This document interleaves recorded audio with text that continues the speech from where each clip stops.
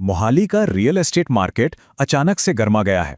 बड़े बड़े developers ultra luxury projects लेकर आ रहे हैं और मार्केट में एक जबरदस्त प्री लॉन्च की लहर दौड़ पड़ी है। तो असली सवाल ये उठता है कि क्या ये वाकई मोहाली के विकास का एक नया दौर है या फिर ये सिर्फ एक मार्केटिंग का बनाया हुआ माहौल है। चलिए इस पूरे मामले को बारीकी से समझते हैं। तो ये सारी हलचल शुरू कहां से हुई?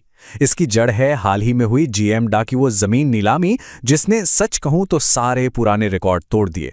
जरा इस आंकड़े पर गौर कीजिए। GMAD ने अपनी 37 प्राइम जमीनों को बेचकर इतनी बड़ी रकम जुटाई है जो उनकी तय की गई कीमत से 55% ज्यादा थी। ये अपने आप में मार्केट के लिए एक बहुत बड़ा सिग्नल है। इस नीलामी की सबसे हैरान करने वाली बात थी बोलियों की रकम। चाहे कमर्शियल जमीन हो या रहने के लिए, हर जगह डेवलपर्स ने मुंह मांगी कीमतें दी। आप सोचिए, सेक्टर 68 का एक छोटा सा रिहायशी प्लॉट अपनी तय कीमत से 250% से भी ज्यादा में बिका। अब इसका सीधा मतलब समझिए, जब जमीन ही इतनी महंगी खरीदी जाएगी तो उस पर बनने वाले प्रोजेक्ट की कीमत तो आसमान छुएगी ही।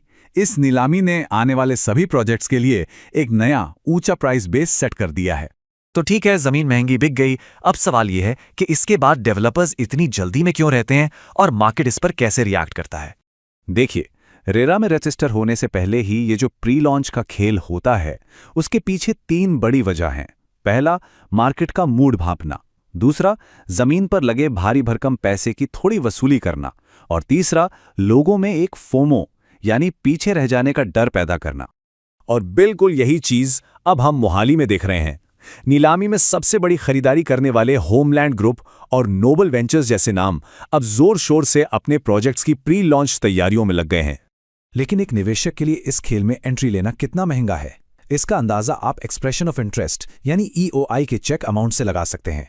होमलैंड के प्रोजेक्ट के लिए रकम 51 लाख रुपए तक जा रही है, तो वहीं नोबल के लिए 35 से 45 लाख रुपए तक। चलिए अब सिक्के का दूसरा पहलू भी देख लेते हैं। एक तरफ तो ये माहौल है, लेकिन दूसरी तरफ जमीनी हकीकत क्या है? क्या मोहाली का फंडामेंटल वाकई इतना मजबूत है? देखिए, मोहाली की कहानी में 2 पक्ष हैं।